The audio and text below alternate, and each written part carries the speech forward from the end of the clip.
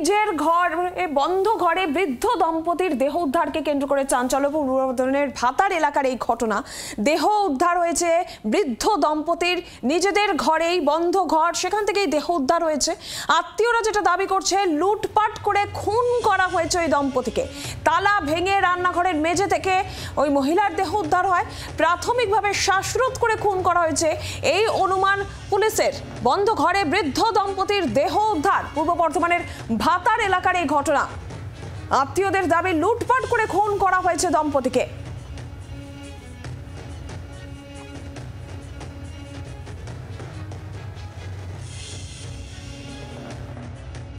Main সুইচটা নামানো ছিল, বাইরেও নামানো ছিল, ভিতরেও নামানো ছিল।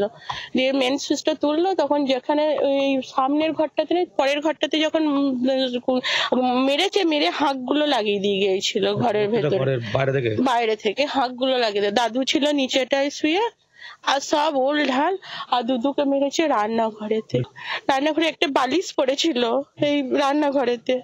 খুন করেছে। আবার কি জন্য, কি উদ্দেশ্য? সম্পত্তি, টাকা পয়সা, আর কিছু না। ডাকাতি করলে, ডাকাতি করতে এলে তো তোমার সব তো ইয়ে করে, অত ব্যবস্থা করে চাবি দিয়ে তালা দিয়ে তো আর চলে যাবে না। তালা চাবি কিনে নিয়ে এসে তালা দিয়েছে। হ্যাঁ, তাহলে কি পরিকল্পনা ছিল? পরিকল্পনা ছিল নিশ্চয়। পূর্ব বর্ধমানের ভাতারে বৃদ্ধ দম্পতি, বন্ধ ঘর থেকে তাদের দেহ উদ্ধার।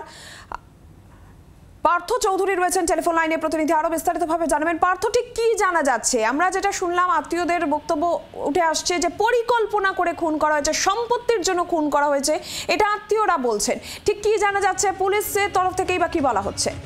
হ্যাঁ নিরঞ্জনা, দেখো, পুলিশের তরফে জেলা পুলিশ সুপার জানিয়েছেন যে এটা খুনের ঘটনা বলেই মনে করা হচ্ছে এবং এদেরকে শ্বাসরোধ করেই খুন করা হয়েছে সম্ভবত। ময়না তদন্তের পর তারা আরো বিস্তারিত বলতে পারবেন। এই ঘটনাটা খুবই চাঞ্চল্যকর। নিজের ঘরে, ভাতার রবীন্দ্রপল্লী নিজের ঘরেই কিন্তু এই বৃদ্ধ দম্পতি থাকতেন এবং সেখানে তাদের মৃতদেহ আজ পাওয়া যায়। অভিজিৎ এবং ছবি যশ, তাদের গত শুক্রবার তারা ছোট বোনের সাথে লাস্ট শেষ কথা বলেন। তারপর থেকেই আজকে ছোট বোনের নাতি সে এসে দেখে ঘর তালা বন্ধ এবং পুলিশকে তিনি খবর দেন এবং পুলিশের তালা ভাঙে এবং তারপরেই দেখা যায় প্রথমে রান্নাঘর থেকে